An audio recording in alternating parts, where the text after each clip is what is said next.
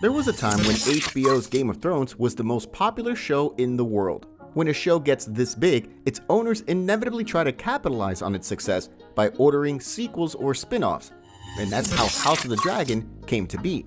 The prequel series is set during the height of the power of House Targaryens and depicts the infamous Westerosi Civil War, the Dance of Dragons.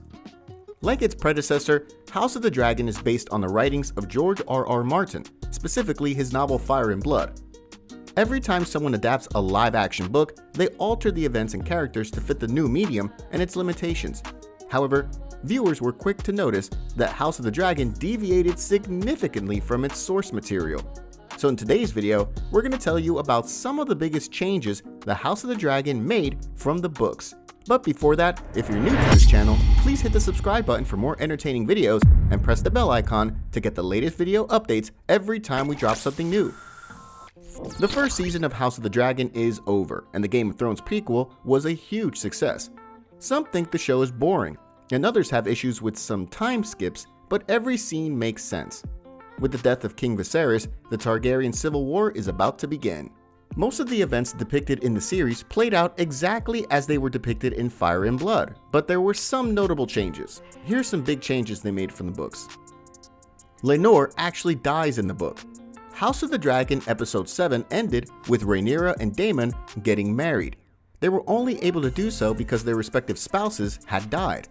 Rhaenyra didn't want to kill Lenore, so she and Daemon hatched a plan. They staged a fight between Lenore and Sir Carl Corey in Driftmark, and his parents found Lenore's burned body. However, the body actually belonged to a stranger. The viewers discovered that Lenore is alive and well, and that he and Sir Carl are on their way to Essos. However, this event plays out very differently in the books, as Lenore is actually killed by Sir Carl. Their fight takes place in the middle of a fair in Spicetown, and it happens because Sir Carl is jealous of Lenore's new husband. Allison and Rheanyra were not friends. In the first two episodes of House of the Dragon, Allison and Rheanyra are close friends, but this is not the case in the book. In fact, they only begin to interact after Alice marries her father. Also, Allison is supposed to be 9 years older than Rheanyra, not the same age. This age difference means that they would never interact in the same social circles. House of the Dragon decided to make this change to add tension to the rift, and it worked, as Rhaenyra seemed betrayed and hurt when her father chose Allison as his new wife. Vegar never leaves the area. As House of the Dragon continues, fans will see many dragons, but the biggest one of all will be Vegar, the oldest sister of the dragon Aegon, who rose during the conquest of Westeros. When King Viserys meets Laena, he admits that Vegar has flown away and no one really knows where she is. It's a big departure from Fire and Blood. Vegar never leaves the area and nests near King's Landing because it's too big for the dragon pit. Laena is 12 years old when she meets Viserys, but then Laena is already the rider of Vegar. Another reason Grand Maester Ronsider tells the king to marry her. Corliss doesn't quit the High Council. When King Viserys decides to marry Allison instead of Laena, Lord Corliss is outraged. He steps down from the small council, briefly leaving the realm with no master of ships. This is meant to show a deep rift between House Velaryon and the crown, but this rift isn't in Fire and Blood. Corliss quit the small council, but he did so before Viserys even becomes king, and because he was upset with the Great Council's decision. Corliss was still upset that the king didn't choose his daughter for his bride, but he never abandoned the realm. Change of identity and death of Vaemon Velaryon. The 8th episode reveals that Corliss was severely injured at the Stepstones, and his younger brother Vaemon uses this news to his advantage. Vaemon asks the crown to make him heir to Driftmark and House Velaryon. In doing so, he declares that Rhaenyra's 3 children are bastards and also insults her honor. King Viserys vows to take Vaemon's tongue for the insults, but Daemon saves him trouble by killing Vaemon on the spot. In Fire and Blood, Vaemon is Corliss's nephew, not her brother, so the family bond isn't as strong. Vaemon calls Rhaenyra's children bastards in the book, but Rhaenyra sends Daemon to kill him and then gives his body to feed his dragon, Syrax. Allison never attacks Rhaenyra with Viserys' dagger. Allison made a lot of smart decisions when she was younger, nearly throwing it all away in House of the Dragon Episode 7 when she attacked Rhaenyra with the King's Valyrian steel dagger. Allison wanted justice for her son, Aemon, who lost an eye fighting Rhaenyra's sons. Allison's specific goal was to have Prince Lucerys lose an eye as well. When the king rejected her, Allison seized her dagger and attacked Rhaenyra in her place, severing her arm. It was an incredibly tense scene, but the attack never happened in Fire and Blood. Corliss does not offer to marry his daughter to the king. House of the Dragon Episode 2 focuses on King Viserys' need to remarry, prompting Lord Corliss to offer his daughter Laena to the king. Corliss suggests the marriage for his own purposes, but also states it would further strengthen the bond between the Targaryens and House Velaryon. In Fire and Blood, Grand Maester Brunsitter suggested the marriage, and it was he who explained the benefits of the union.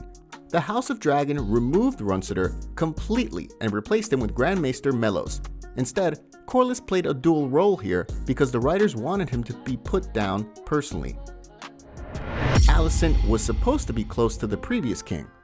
In House of the Dragon, Alicent joins her father in King's Landing because he is the king's hand, and he brings her closer to Viserys after the queen dies. Her relationship with the Targaryens runs much deeper in Fire and Blood, as she was also very close to the previous king. When old King Jaehaerys fell ill, Alicent became his constant companion. She helped feed him, wash him, and dress him. She also read to him, and he was very grateful. In fact, King Jaehaerys often mistook Alicent for his daughter, Sarah. The king died while Alicent was reading to him, and this connection helped her later to become queen. Laena's death significantly changed. Many fans loved Laena Velaryon for her strength and passion, and most of those same fans were left heartbroken when she died in House of the Dragon Episode 6. Laena went through a difficult birth, and when she learned that she would not survive her birth, she went to Vegar and ordered the ancient dragon to burn her. Laena wanted to die a dragon rider, and she got what she wanted. This did not happen in Fire and Blood. In the book, Laena was on the verge of death and tried to travel to Vegar so she could fly one last time, dying herself before reaching the dragon. Considering all the excitement generated by her on-screen death, it seemed like a pretty good change. Missaria is supposed to be pregnant. In Fire and Blood, the Targaryen Daemon Prince travels to Dragonstone with his lover, Missaria, who is pregnant with his child. House of the Dragon, however, makes it very clear that Missaria cannot get pregnant. This is an important point because it can affect the succession to the Iron Throne. The story of Fire and Blood made Viserys even more angry with his brother, forcing him to return to his wife in the Vale. Daemon sends Missaria to Lys, but during the trip, a storm hits her ship and she loses the child. As a result, things take a turn for the worse between the brothers. There is no dead end in Dragonstone for the egg. When Viserys learned that Daemon had taken the dragon egg meant for his dead son, he vowed to retrieve it himself. However, Otto Hightower offered to go due to the dangerousness of the matchup. The result was a tense confrontation that involved the appearance of drawn swords and dragons. In Fire and Blood, there is no dead end, and Daemon simply delivers the egg when his brother orders him to. Daemon does so reluctantly, but there's no threat of violence, and Daemon's dragon does not come out to intimidate anyone. Rhaenys Targaryen was not a succession finalist. House of the Dragon begins with the Grand Council choosing a successor to King Jaehaerys. His granddaughter, Princess Rhaenys Targaryen, like Viserys, was said to have the greatest claim to the Iron Throne. In the end, Rhaenys was not the council's choice. Fire and Blood depicted things differently, as Rhaenys was never on the council's shortlist. In fact, her order was cancelled almost immediately because she was a woman. Instead, her son Lenore Velaryon fought Viserys for the throne. This change made Rhaenys more likable and made Westeros' sexism part of the main story in a way Game of Thrones never did. That's it for today. Let us know your views in the comments section below. Click the like button if you enjoyed the video and share it with your friends, and don't forget to subscribe.